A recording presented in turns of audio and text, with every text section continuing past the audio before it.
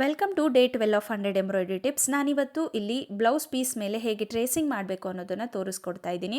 ಫಸ್ಟಿಗೆ ನಾನಿಲ್ಲಿ ಟೈಲರ್ ಹತ್ರ ಬ್ಯಾಕ್ ನೆಕ್ಗೆ ಮಾರ್ಕಿಂಗ್ನ ಮಾಡಿಸಿದ್ದೀನಿ. ಸೊ ದಟ್ ಅವರು ಯಾವ ಲೆಂತು ವಿಡ್ತಲ್ಲಿ ಮಾರ್ಕಿಂಗ್ನ ಮಾಡಿದ್ರು ಅದೇ ಶೇಪಲ್ಲಿ ನಾನು ಒಂದು ಟ್ರೇಸಿಂಗ್ ಶೀಟ್ ಮೇಲೆ ಬ್ಯಾಕ್ ನೆಕ್ ಶೇಪ್ನ ಬರ್ಕೊಂಡು ಅದಕ್ಕೆ ಫ್ಲವರ್ ಡಿಸೈನ್ಸ್ನ ಬರೆದಿದ್ದೀನಿ.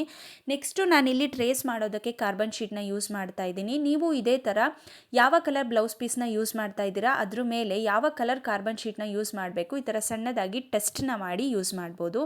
ನೆಕ್ಸ್ಟು ನಾನಿಲ್ಲಿ ಬ್ಯಾಕ್ ನೆಕ್ ಏನು ಫೋಲ್ಡ್ ಮಾಡಿ ಇಟ್ಟಿದ್ದೀನಿ ಅದ್ರ ಮೇಲೆ ಟ್ರೇಸಿಂಗ್ ಶೀಟ್ನ ಇಡ್ತಾ ಇದ್ದೀನಿ. ನೀವು ನೋಡ್ಬೋದು ನಾನಿಲ್ಲಿ ಬರೀ ಒಂದು ಸೈಡ್ ಅಷ್ಟೇ ಟ್ರೇಸಿಂಗ್ನ ಬರ್ಕೊಂಡಿದ್ದೀನಿ. ಸೊ ಇದನ್ನೇ ನಾವು ಮೇಲ್ಗಡೆ ಮತ್ತು ಕೆಳಗಡೆ ಫೋಲ್ಡ್ ಮಾಡಿ ಅದ್ರ ಕೆಳಗಡೆ ಈ ಥರ ಕಾರ್ಬನ್ ಶೀಟ್ನ ಇಟ್ಟು ನಾವು ಟ್ರೇಸ್ ಮಾಡೋದ್ರಿಂದ ಎರಡೂ ಕಡೆ ಒಂದೇ ಸಲ ಟ್ರೇಸಿಂಗ್ನ ಮಾಡ್ಕೋಬೋದು ಆ್ಯಂಡ್ ನಮಗೆ ಇಲ್ಲಿ ಟೈಮ್ ಕೂಡ ಕಮ್ಮಿ ತಗೊಳುತ್ತೆ.